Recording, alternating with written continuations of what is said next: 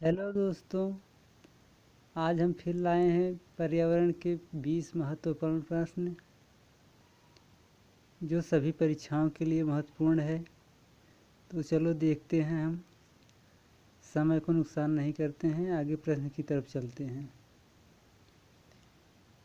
तो प्रश्न संख्या 1 हमारा है, पारिस्थितिकी जीवों तथा उनके पर्यावरण के मध्य का अंतः संबंध, यह कथन किस भारतीय विद्वान का है? A P D Sharma, B Savindra Singh, C Upendra Nath Ram, D R Mishra. तो दोस्तों, जो पारिस्थितिकी जीवों तथा उनके पर्यावरण के मध्य का अंतर संबंध साबित करता है, यह कथन जो है हमारे पी डी शर्मा जी का है। किनका है? पी डी शर्मा जी का।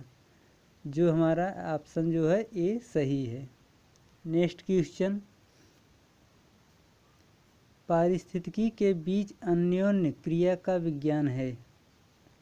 ए व्यक्तिगत, बी जनसंख्या, सी समुदाय और डी सभी। तो दोस्तों, पारिस्थितिकी के बीच अन्योन्य क्रिया का जो विज्ञान है वो सभी है, व्यक्तिगत भी है, जनसंख्या भी है और समुदाय भी है। तो हमारा आंसर जो होगा डी सही होगा, सभी। नेक्स्ट क्वेश्चन,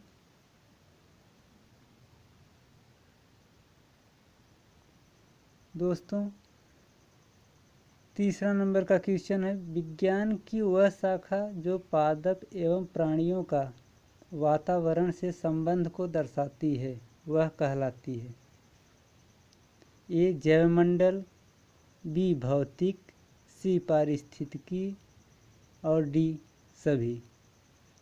दोस्तों, विज्ञान की वह शाखा जो पादप एवं प्राणियों का वातावरण से संबंध को दर्शाती है वह पारिस्थितिक कहलाता है। क्या कहलाता है? पारिस्थितिक।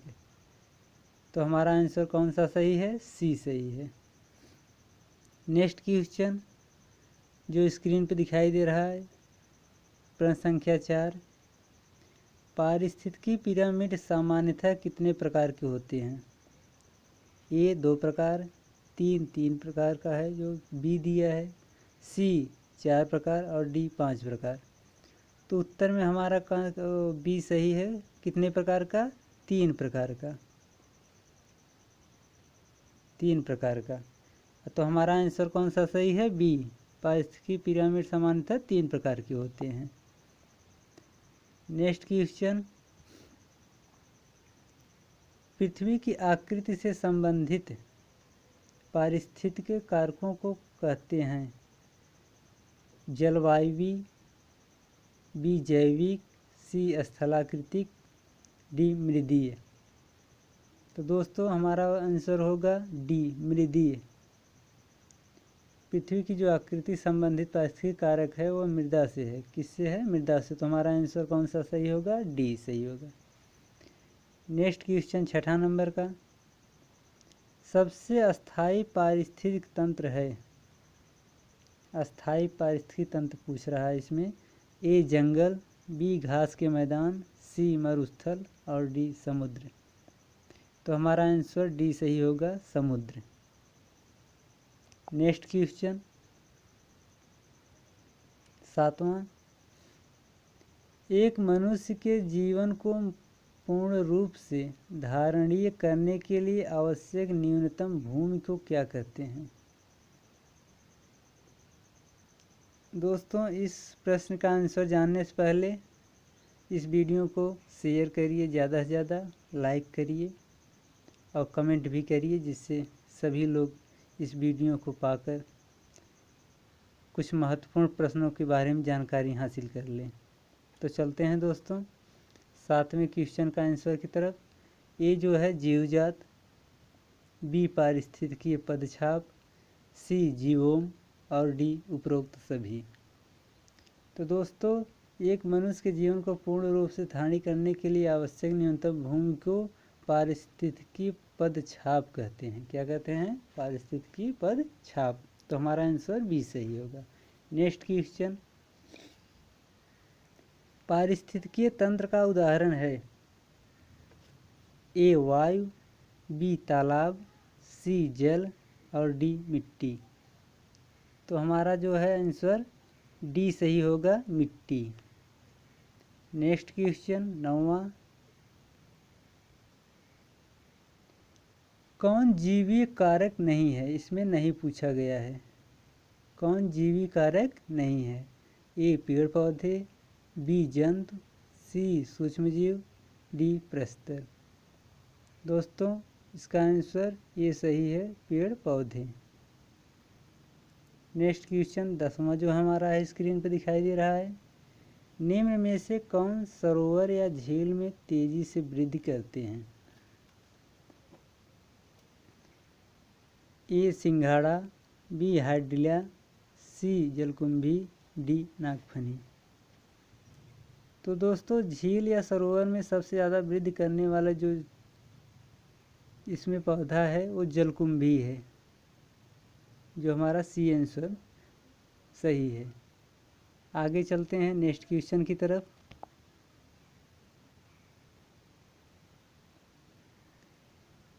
एक भौगोलिकीय क्षेत्र में सभी पारिस्थितिकीय तंत्रों को एक साथ लेकर एक अधिक बड़ी यूनिट बनाते हैं, इनको कहते हैं। एक भौगोलिकीय क्षेत्र में सभी पारिस्थितिकीय तंत्रों को एक साथ लेकर जो सबसे बड़ी यूनिट बनाते हैं उसे क्या कहते हैं? तो ए जो है जैवमंडल, बी भूभाग, सी जीवोम और डी वायुमंडल। तो उसमें हमारा आंसर होगा जैवमंडल। उन्हें क्या कहते हैं? जैवमंडल। जो सब मिलकर पारिस्थितिक तंत्रों को एक साथ लेकर एक बड़ी यूनिट जो बनाते हैं उसे जैवमंडल कहते हैं। नेक्स्ट क्वेश्चन 12वें की तरफ चलिए। प्रकाश संश्लेषण के दौरान प्रकाश सुग्राही कारक के रूप में निम्न में से कौन काम करता है?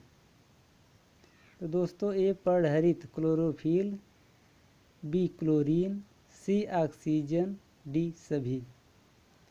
तो दोस्तों जो प्रकाश संश्लेषण के दौरान जो प्रकाश सुग्राही कारक के रूप में पौधे लेते हैं, काम करते हैं पौधों को, वो पर्णहरित जिसे क्लोरोफिल कहते हैं। तो हमारा आंसर कौन सा होगा? ये सही होगा। चलते हैं फिर लास्ट अंतिम क्वेश्चन नहीं है, 13वें क्वेश्चन की तरफ। तो हमारा स्क्रीन पे जो दिखाई दे रहा है 13वां क्वेश्चन जो है, निम्न में से कौन सा एक सरित लोटिक पारिस्थितिक तंत्र का उदाहरण नहीं है?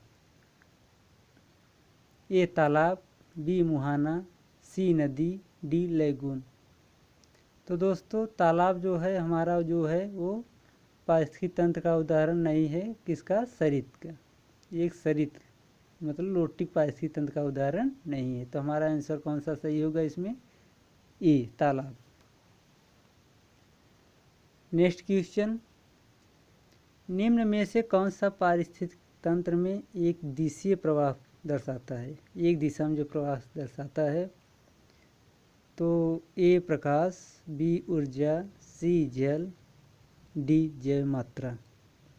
तो दोस्तों ऊर्जा हमारा आंसर सही होगा इसमें। जो पारिस्थितिक तंत्र में एक दिशीय प्रवाह दर्शाता है वो क्या है? ऊर्जा। बी आंसर हमारा को सही है। कौन सा आंसर सही है? बी ऊर्जा। नेक्स्ट क्वेश्चन की तरफ चलते हैं।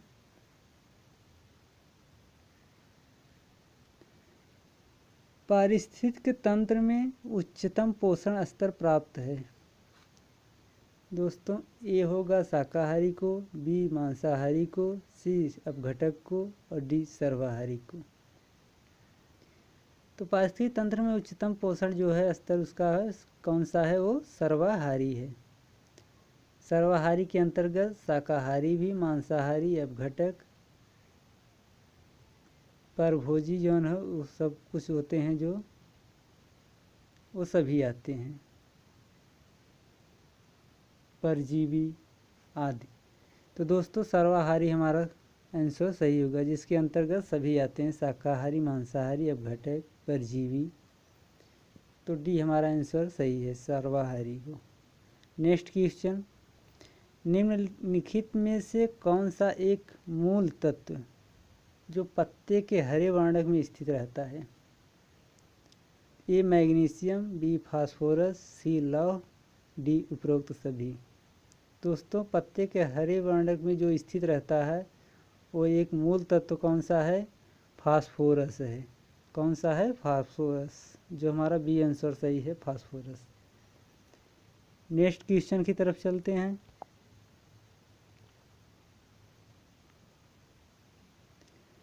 सत्रहवें क्वेश्चन के नंबर, जो 17वां क्वेश्चन हमारी स्क्रीन पे दिखाई दे रहा है दोस्तों।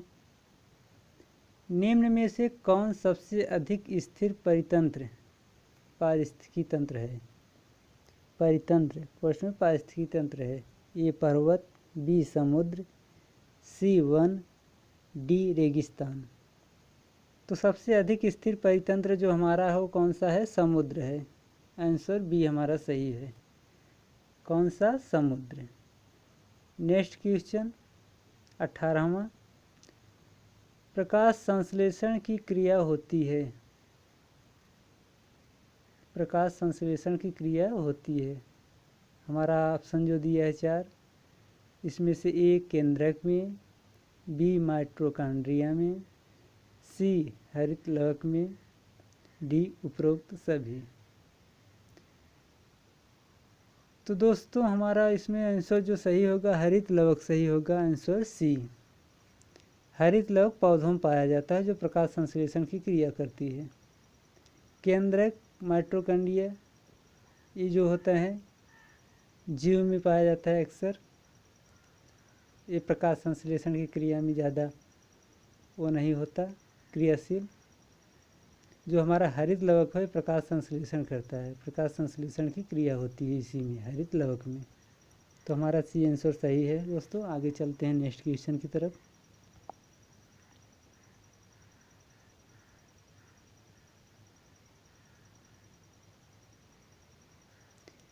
क्वेश्चन 19। प्राकृतिक तंत्र का विकास कहलाता है। ए तंत्र का कार्य, बी तंत्र का उपविकास, सी तंत्र की स्वसंतुलित, डी उपरोक्त सभी।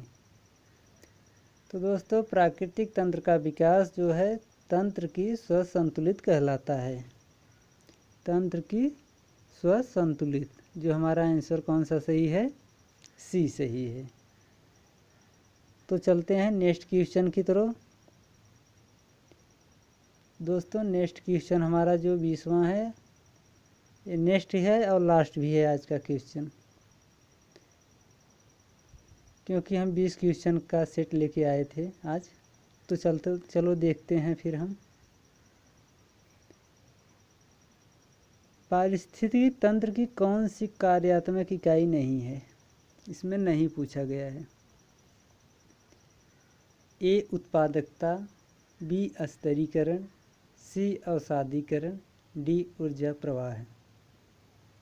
तो दोस्तों लास्ट क्वेश्चन का हमारा आंसर कौन सा है? स्तरीकरण। ये है पारिस्थितिकी तंत्र की कार्यात्मक इकाई नहीं है। बाकी जो है उत्पादकता है, अवसादीकरण भी है, ऊर्जा प्रवाह भी है, लेकिन स्तरीकरण हमारा पारिस्थितिकी तंत्र का कार्यात्मक इकाई नहीं है। तो चलते हैं दोस्तों नेक्स्ट, अब अगले दिन मिलेंगे फिर आपसे। तब तक के लिए